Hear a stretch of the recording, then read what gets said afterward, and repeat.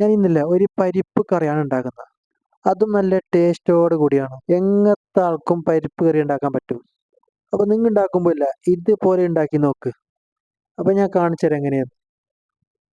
ഞാൻ ഇതിൻ്റെ അടുത്തിനില്ല ചുവന്ന ദാലാണ്, മസൂർ ദാലാണ്. ഇതിലേക്ക് ഞാൻ ഇടുന്ന ചെറിയ ഉള്ളി, ഒരു തക്കാളി, 5-6 പീസ് പച്ചമുളക്, ഒരു 1/2 ടീസ്പൂൺ മഞ്ഞൾപ്പൊടി.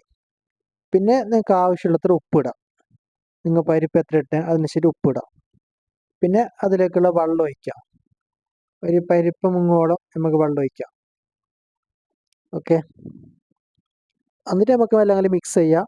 എന്നിട്ട് കുക്കറിൽ മൂടിയിട്ട് വെക്കാം. ഒരു വിസിൽ മതിയാവും ഇതിന്. അത് നമുക്ക് തുറന്ന് നോക്കാം.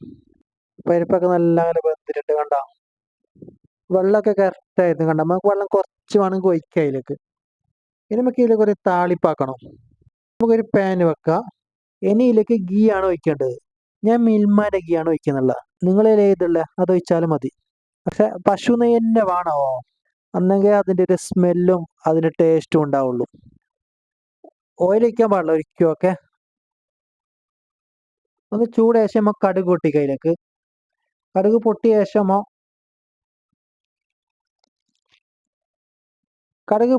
നമുക്ക് വറ്റൽ മുളകില്ല ഒരു 4 എണ്ണം ഞാൻ ഇട്ടിന്.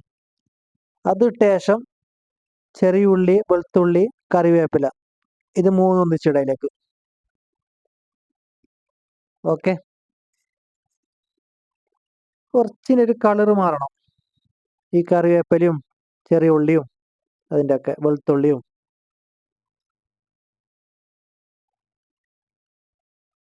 ഇത്ര മതി.